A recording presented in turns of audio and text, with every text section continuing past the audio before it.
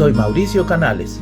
Continuamos con la jornada de enriquecimiento espiritual titulada El bautismo diario del Espíritu Santo en su etapa de consolidación, leyendo el libro Los Hechos de los Apóstoles de la autora adventista Elena de White. Día 33. Días de preparación. Después de su bautismo, Pablo dejó de ayunar y permaneció por algunos días con los discípulos que estaban en Damasco. Enseguida predicaba a Cristo en las sinagogas, diciendo que éste era el Hijo de Dios. Valientemente declaraba que Jesús de Nazaret era el Mesías, por mucho tiempo esperado, que Cristo murió por nuestros pecados conforme a las Escrituras, que fue sepultado y que resucitó al tercer día, y que apareció a Cefas y después a los 12. Por último, como a un abortivo, se me apareció a mí. 1 Corintios 15, 3, 4 y 8. Sus argumentos de las profecías eran tan concluyentes y sus esfuerzos fueron evidentemente tan asistidos por el poder de Dios que los judíos se confundían y eran incapaces de contestarle. Las noticias de la conversión de Pablo llegaron a los judíos produciendo una gran sorpresa. El que había ido a Damasco con poderes especiales y una comisión de los principales sacerdotes, Hechos 26:12, para aprender y perseguir a los creyentes, estaba ahora predicando el evangelio de un Salvador crucificado y resucitado, fortaleciendo las manos de los que ya eran sus discípulos y trayendo continuamente nuevos conversos a la fe que una vez combatió acervadamente. Pablo había sido conocido anteriormente como un celoso defensor de la religión judía y un incansable perseguidor de los seguidores de Jesús. Era valiente, independiente, perseverante, y sus talentos y preparación lo capacitaban para prestar casi cualquier servicio.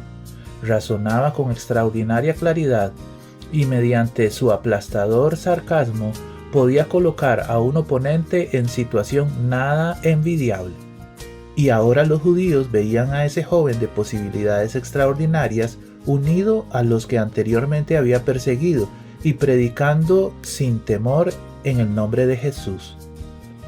Un general muerto en la batalla es una pérdida para su ejército, pero su muerte no da fuerza adicional al enemigo. Pero cuando un hombre eminente se une al adversario, no solamente se pierden sus servicios, sino que aquellos a quienes él se une obtienen una considerable ventaja. Saulo de Tarso, en el camino a Damasco, pudo fácilmente haber sido muerto por el Señor, y se hubiera restado mucha fuerza al poder perseguidor. Pero Dios, en su providencia, no solo le perdonó la vida, sino que lo convirtió, transfiriendo así un campeón del bando del enemigo al bando de Cristo. Como elocuente orador y crítico severo, Pablo, con su firme propósito y denodado valor, poseía precisamente cualidades que se necesitaban en la iglesia primitiva. Mientras Pablo predicaba a Cristo en Damasco, todos los que lo oían se asombraban y decían: ¿no es este el que asolaba en Jerusalén a los que invocaban este nombre? Y a eso vino acá, para llevárselos presos ante los principales sacerdotes. Pablo declaraba que su cambio de fe no había sido provocado por impulso o fanatismo, sino por una evidencia abrumadora. Al presentar el Evangelio trataba de exponer con claridad las profecías relativas al primer advenimiento de Cristo. Mostraba concluyentemente que esas profecías se habían cumplido literalmente en Jesús de Nazaret. El fundamento de su fe era la segura palabra profética. A medida que Pablo continuaba instando a sus asombrados oyentes a que se arrepintieran y se convirtieran a Dios haciendo obras dignas de arrepentimiento, Hechos 26:20, mucho más se enardecía y confundía a los judíos que vivían en Damasco, demostrando que Jesús era el Cristo. Pero muchos endurecieron sus corazones y rehusaron responder a su mensaje, y pronto su asombro por la conversión de Saulo se convirtió en intenso odio, como el que habían manifestado hacia Jesús. La oposición se volvió tan fiera que no se le permitió a Pablo continuar sus labores en Damasco. Un mensajero del cielo le ordenó que dejara el lugar por un tiempo y fue a Arabia, Gálatas 1:17, donde halló un refugio seguro. Allí, en la soledad del desierto, Pablo tuvo amplia oportunidad para estudiar y meditar con quietud. Repasó serenamente su experiencia pasada y se arrepintió cabalmente.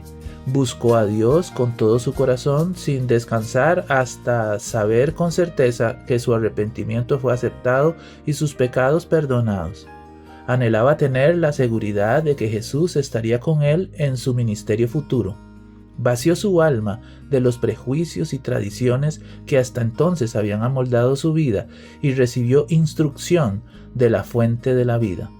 Jesús se comunicó con él y lo estableció en la fe, concediéndole una rica medida de sabiduría y gracia. Cuando la mente del hombre se pone en comunión con la mente de Dios, el ser finito con el infinito, el efecto sobre el cuerpo, la mente y el alma es superior a todo cálculo. En esa comunión se halla la más elevada educación. Es el método de Dios para desarrollar a los hombres. Amístate ahora con Él. Job 22:21 es su mensaje a la humanidad. El solemne cometido que se dio a Pablo en ocasión de su entrevista con Ananías pesaba de modo creciente sobre su corazón.